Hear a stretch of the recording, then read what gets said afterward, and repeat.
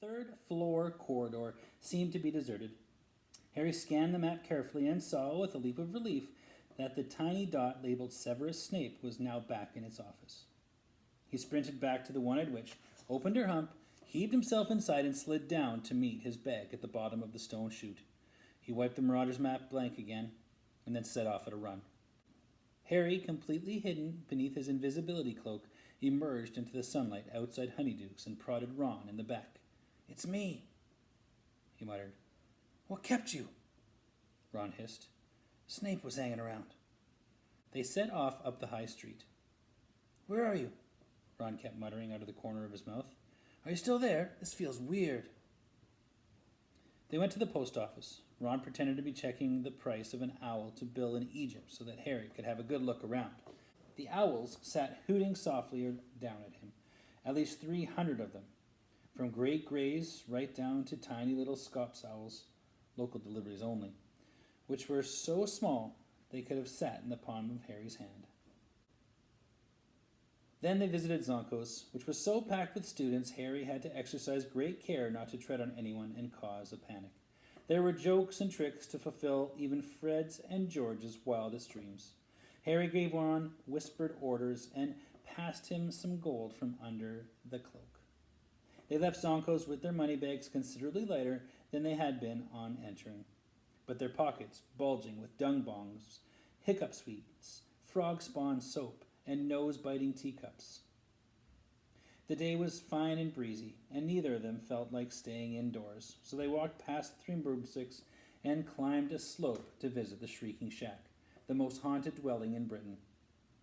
It stood a little away above the rest of the village, and even in daylight was slightly creepy, with its boarded windows and dank, overgrown garden.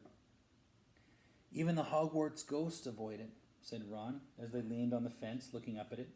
"I asked Nearly Headless Nick. He says he's heard a very rough crowd lives in there. No one can get in. Fred and George tried, obviously, but all the entrances are sealed shut." Harry, feeling hot from their climb, was considering taking off the cloak for a few minutes when they heard noises nearby. Someone was climbing towards the house from the other side of the hill. Moments later, Malfoy had appeared, followed closely by Crabbe and Goyle. Malfoy was speaking. "Should have an owl for my father any time now. He had to go to the hearing to tell them about my arm, you know, how I couldn't use it for 3 months." Crabbe and Goyle snickered. "I really wish I could hear that great hairy moron trying to defend himself. There's no harm in him, honest. That hippogriff's as good as dead." Malfoy suddenly caught sight of Ron. His pale face split in a malevolent grin. "What are you doing, Weasley?" Malfoy looked up at the crumbling house behind Ron. "Suppose you'd love to live here, wouldn't you, Weasley? Dreaming about having your own bedroom? I heard your family all sleep in one room. Is that true?" Harry seized the back of Ron's robes to stop him from leaping at Malfoy. "Leave him be," he hissed in Ron's ear. The opportunity was too perfect to miss. Harry crept silently around behind Malfoy, Crabbe, and Goyle, bent down and scooped up a large handful of mud out of the path. "We were just discussing your friend Hagrid," Malfoy said to Ron. "Just trying to imagine what he's saying to the Committee for the Disposal of Dangerous Creatures.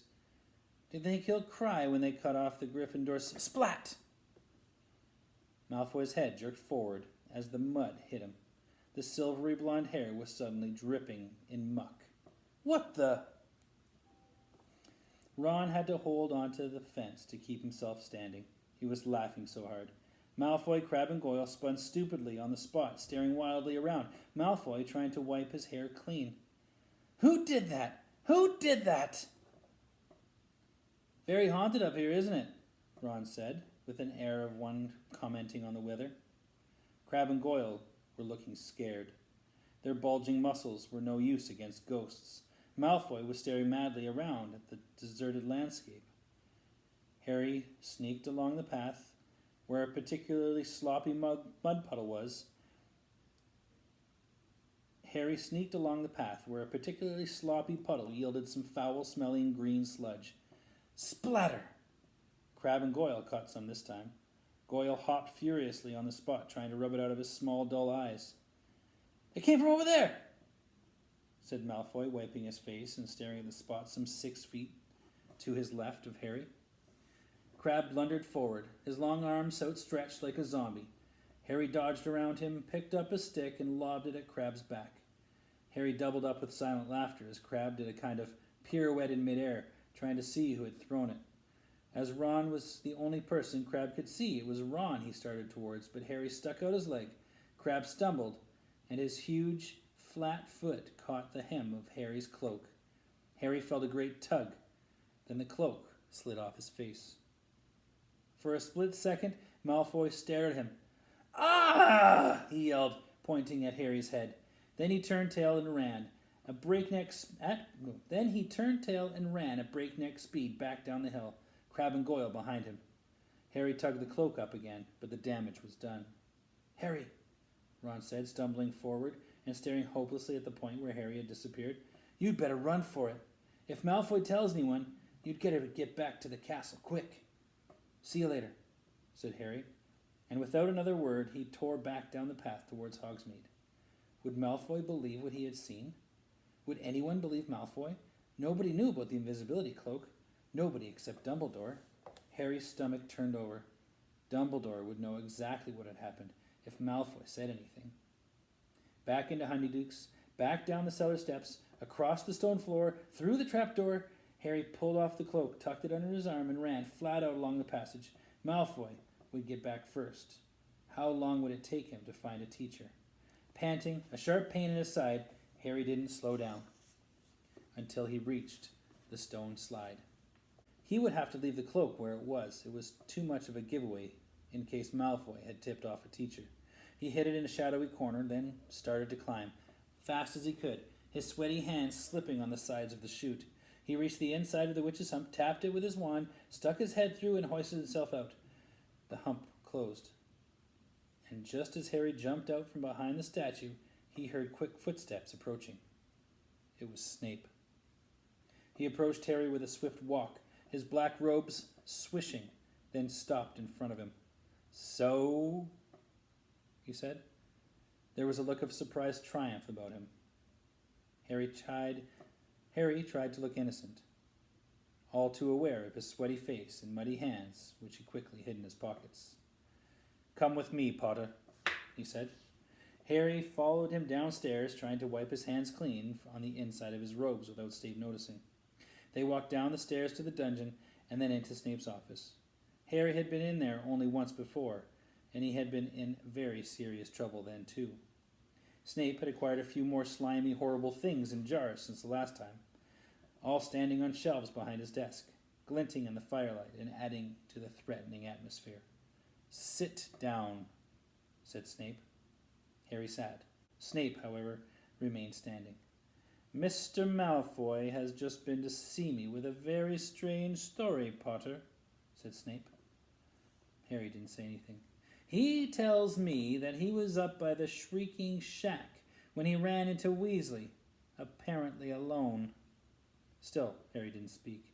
"Mr. Malfoy states that he was standing talking to Weasley when a large amount of mud hit him in the back of the head. How do you think that could have happened?"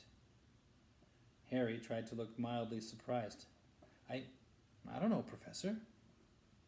Snape's eyes were boring into Harry's. It was exactly like trying to stare down a hippogriff. Harry tried hard not to blink. "Mr. Malfoy then saw an extraordinary apparition. Can you imagine what that might have been, Potter?" "No," said Harry, now trying to sound innocently curious. "It was your head, Potter, floating in midair." There was a long silence. "Maybe he'd better go to Madame Pomfrey," said Harry. "If he's seeing things like—" "What would your head have been doing in Hogsmeade, Potter?" said Snape softly. "Your head is not allowed in Hogsmeade. No part of your body has permission to be in Hogsmeade." "I know that," said Harry, striving to keep a face free of guilt or fear. "Sounds like Malfoy's having "Malfoy is not having hallucinations," snarled Snape, and he bent down, a hand on each arm of Harry's chair, so that their faces were a foot apart.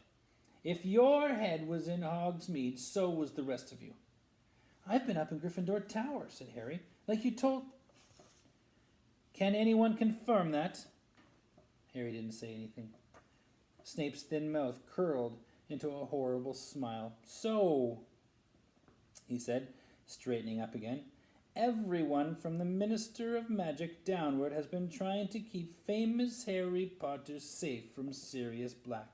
But famous Harry Potter is a law unto himself. Let the ordinary people worry about his safety. Famous Harry Potter goes where he wants to with no thought for the consequences. Harry stayed silent. Snape was trying to provoke him into telling the truth. He wasn't going to do it. Snape had no proof. Yet. How extraordinarily like your father you are, Potter, Snape said suddenly, his eyes glinting. He, too, was exceedingly arrogant. A small amount of talent on the Quidditch field made him think he was a cut above the rest of us, too. Strutting around the place with his friends and admirers, the resemblance between you two is uncanny. My dad didn't strut, said Harry before he could stop himself, and neither do I. Your father didn't set much store by rules either, Snape went on, pressing his advantage, his thin face full of malice. Rules were for lesser mortals, not Quidditch Cup winners. His head was so swollen. Shut up, said Harry. Harry was suddenly on his feet. Rage, such as he had not felt since the last night in Privet Drive, was coursing through him. He didn't care if Snape's face had gone rigid, the black eyes flashing dangerously. What did you say to me, Potter? I told you to shut up about my dad, Harry yelled. I know the truth all right. He saved your life. Dumbledore told me you wouldn't even be here if it wasn't for my dad. Snape's sallow skin had gone the color of sour milk. And did the headmaster tell you the circumstances in which your father saved my life? He whispered. Or did he consider the details too unpleasant for precious Potter's delicate ears? Harry bit his lip. He didn't know what had happened. He didn't want to admit it. But Snape seemed to have guessed the truth.